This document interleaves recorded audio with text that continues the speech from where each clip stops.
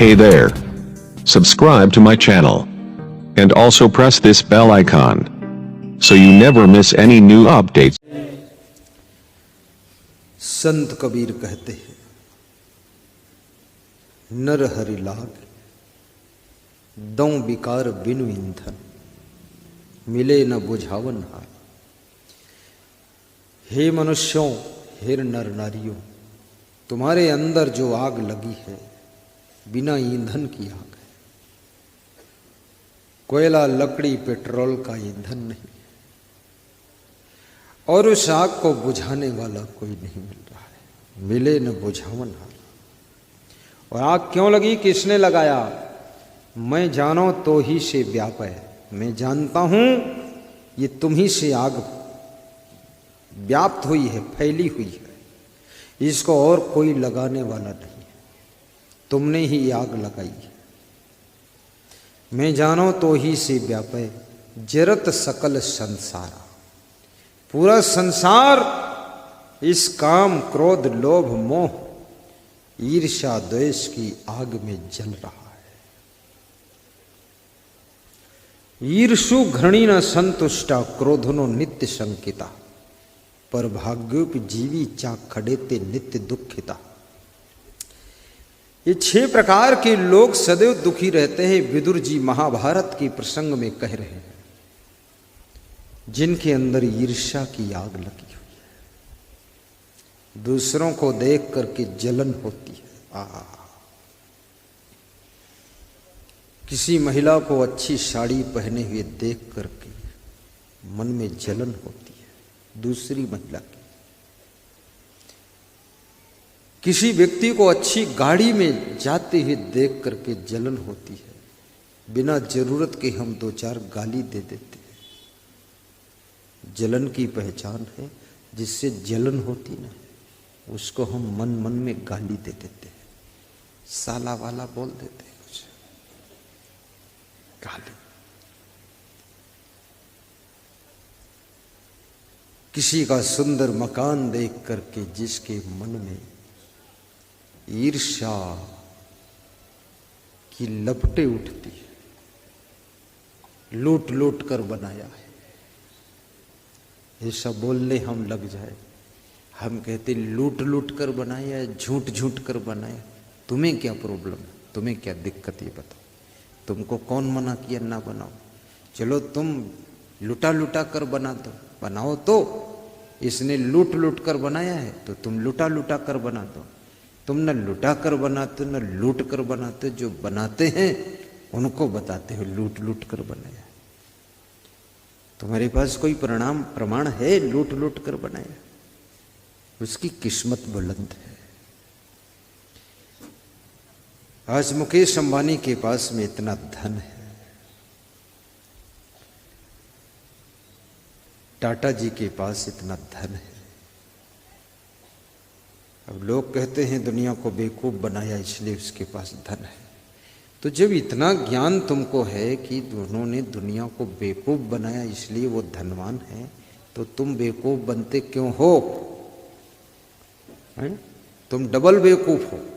जानते भी हो ये बेवकूफ बना रहा, फिर भी बेवकूफ बनते हो, इसलिए डबल बेवकूफ हो। क्या निंदा कर रहे हो उनकी? धनवान की निंदा करने वाला हमेशा धनहीन रहता है, और ज्ञानी की निंदा करने वाला ज्ञानहीन रहता है। महान की निंदा करने वाला हमेशा नीच कर्मों में लगा रहता है।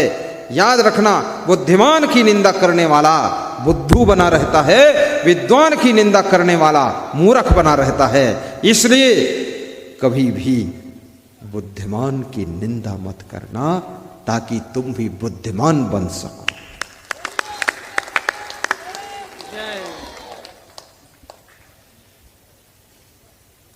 मैं बेंगलोर गया था प्रवचन करने के लिए। तो बेंगलोर में बड़ी मजे की बात मैंने जो देखा, तो एक भक्त जी के यहाँ में चरण पूजा में गया। तो फ्लैट में रहते थे, 4थी मंजिल पर, 10 मंजिल का फ्लैट था। तो हमने उनसे पूछा कि आप मूल निवासी कहाँ के? बोले बिहार, भागलपुर। तो मैंने कहा मुकेश भाई ये मकान आपका है कि किराए का है? बोले सब गुरुदेव आपका है। मैंने कहा ये कार? बोले आपकी है। तो हमने कहा करते क्या हो? बोले I am soft engineer in Tata company. English बोला, मैं भी थोड़ा इंग्लिश बोल दिया। अब मैं इंग्लिश में चिंता नहीं करता हूं, ग्रामर गलत हो या सही हो, बोल दो। एक विद्यार्थी किसी इंग्लिश टीचर के पास स्पोकन इंग्लिश सीख रहा था, तो उसने कहा टीचर ने तू इंग्लिश बोला कर तभी तो आएगी तेरे को। तो भोजन खा रहा था विद्यार्थी, टीचर ने पूछा क्या कर रहे हो? तो बोला आई एम खाइंग। अरे बोले आई एम ईटिंग बोल। बोले ईटिंग पीटिंग पता नहीं, तो खाइंग लगा दिया। तो शिक्षक ने कहा कि ईटिंग बोलना, तो सीख गया उसी दिन से ईटिंग। किसी भाषा को सीखना हो तुम बोलना शुरू करो, गलती वलती थोड़ा थोड़ा होगी, फिर जबान आपकी चलने लग जाएगी। तो उन्होंने कहा कि गुरुदेव में टाटा कंपनी है, सॉफ्टवेयर कंपनी, उसमें नौकरी करता। तो मैंने कहा कि कितने लोग नौकरी करते हैं उसमें? बोले 2 कंपनी है यहाँ बेंगलोर में, टाटा जी की सॉफ्टवेयर कंपनी कंप्यूटर की, 8 लाख लोग सर्विस करते हैं, 4-4 लाख दोनों कंपनी में। मैंने कहा 8 लाख? मैं तो सोचता था टाटा के पास केवल ट्रक कंपनी है, आज पता चला ये सॉफ्टवेयर कंपनी। बोले बहुत कुछ है, और भी कुछ है। तो मैंने कहा और कंपनी? बोले और तो दूसरे सिटी में है, उसमें भी 5-6 लाख लोग सर्विस करते हैं। अब ये टाटा जी ने इतनी बुद्धि है, Tata truck company, Tata car company, Tata software company, Tata Indicom company, Tata electronic company, Tata tin set company, बहुत कुछ टाटा कर रही है, रतन टाटा। तो सोचो इसके पास दिमाग कितना है।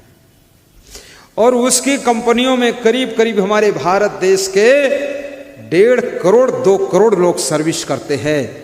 2 करोड़ परिवारों को रोटी खिलाने की व्यवस्था करने वाला ये टाटा का मालिक रतन टाटा है। उसको कैसे हम कहें कि हमको बेवकूफ बना रहा है?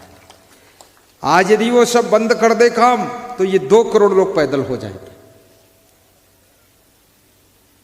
लेकिन उसको रोटी धोती तो मिल ही जाएगी, बंद करके सब बेच दे तो भी माला माल है।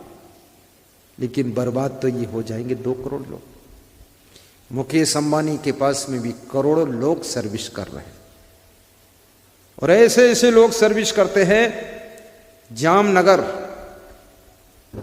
में एक हवाई जहाज आया, तो मैंने कहा ये स्पेशल हवाई जहाज रिलायंस लिखा, ये किसका? बोले ये मुकेश अंबानी का। मैंने कहा क्या वो आए हुए हैं? बोले वो नहीं आए, उनके मैनेजर महाप्रबंधक लोग आए हैं, बॉम्बे से आए हैं। मैंने कहा ये क्यों आए, इधर रहे तो? अरे बोले इतने ये बुद्धिमान हैं महाप्रबंधक, मैनेजर, जनरल मैनेजर, कि रात नहीं सोना चाहते यहाँ जामनगर में। इनको शाम को हवाई जहाज लेकर जाता है बॉम्बे, और सुबह फिर लेकर आता है। स्पेशल ये सर्विस इनके लिए है। अपने कर्मचारी, मुकेश अंबानी के कंपनी में किसी का वेतन 40,000 से कम है ही नहीं। उनके ड्राइवर का वेतन 2 करोड़ 2.25 करोड़ महीना है। इतना महंगा वो कर्मचारी, लेकिन वो इंग्लिश बोलता, जनरल मैनेजर है। ऐसे थोड़े है उदंड ड्राइवर जो गड्ढे में गिरा दे गाड़ी। क्या बात, पूरा सब मैनेजमेंट भी संभालता। पैकेज रहता है कि तुम्हें 10 करोड़ साल में मिलेगा, ये काम आपको करना है। तुम्हें 20 करोड़ मिलेगा, ये तुमको कंपनी पूरी चलानी।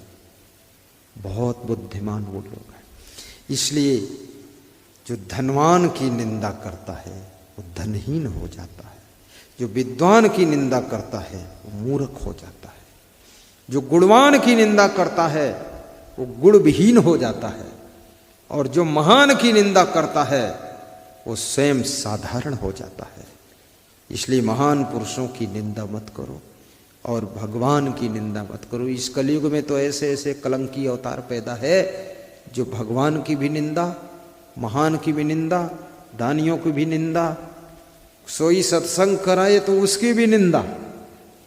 ऐसे मूढ़ बुद्धि के लोग और बैठे ताश खेल रहे हैं, ही कर रहे हैं और सत्संग कराने वाले की निंदा कर रहे हैं। कोई रामायण कथाए वो बोलते ना नवधा नवधा नवधा कराए, तब भी ये मूर्ख था, ये उल्टी बात बोलता है। कभी भी अच्छा करने वालों की निंदा करने वाले लोग स्वयं बहुत बुरे हो जाते हैं और अच्छा करने वालों को अच्छा कहने वाले लोग खुद भी अच्छे बनते चले जाते हैं। इसलिए अच्छा कहिए। कोई सत्संग के लिए चंदा मांगने आ जाए, भंडारा के लिए चंदा मांगने आ जाए, मंदिर आश्रम के लिए चंदा मांगने आ जाए, हंसते हंसते चंदा दे देना, निंदा मत देना, चंदा देना। कम से कम ये बंदा आया तो है, अपने पैंट शर्ट के लिए नहीं मांग रहा है, मंदिर निर्माण के लिए मांग रहा है, आश्रम निर्माण के लिए मांग रहा है, सत्संग समागम और भंडारा के लिए मांग रहा है। इसने शर्म छोड़कर, अपना अभिमान छोड़कर तुमसे 32 दांत निकाल कर कहा है कि सहयोग थोड़ा दीजिए। जिसने कभी हाथ नहीं जोड़ा था किसी को, वो आज धर्म के लिए सबके हाथ जोड़कर कहता है कि भाई साहब थोड़ा हंसते हंसते उसे सहयोग दीजिए। और धर्म के लिए जो चंदा आता है, उस चंदा में धंधा भी मत कीजिए। कितने लोग चंदा में धंधा करते हैं, इसलिए धंधा में फिर निंदा होती। चंदा में धंधा मत करो, गोरख धंधा अलग ही रखो। जो चंदा मिला है 10,000, 10,000 10 रुपये अपनी जेब की भी उसमें लगा दो। इसको कहते हैं धर्म की यात्रा है, धर्म की यात्रा है। साहिब बंधु कोई बात नहीं, हंसते हंसते दे देना। कम से कम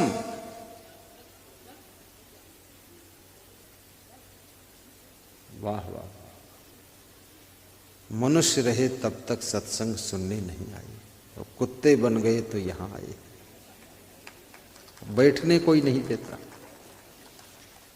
कौन बैठने देगा?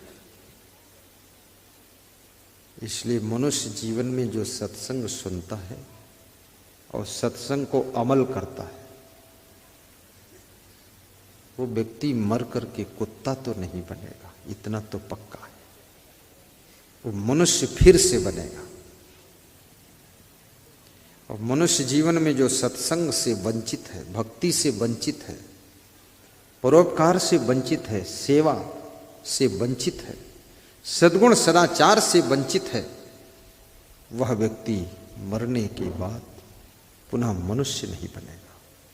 पशु पक्षियों की योनि में उसको जन्म लेना पड़ेगा। बार बार मनुष्य जीवन मिले, इसलिए सत्संग में मन लगाओ।